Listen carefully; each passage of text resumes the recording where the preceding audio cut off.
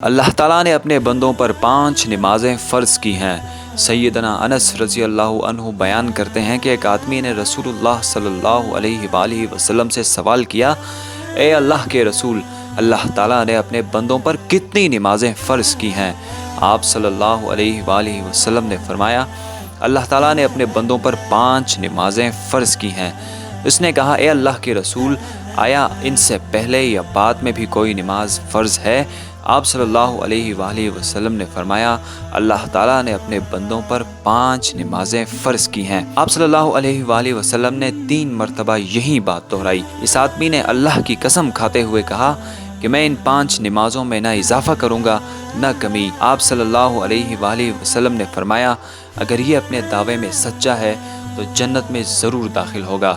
ناظرین، دن میں 5 مرتبہ نماز ادا کرنے کی مثال کچھ یوں ہے کہ اگر ایک شخص کے گھر کے سامنے سے پانی کی شفاف ندی گزر رہی ہے اور وہ اس شفاف ندی میں دن میں 5 مرتبہ غسل کرتا ہے تو کیا اس کے جسم پر کوئی بھی نجاست باقی رہے گی؟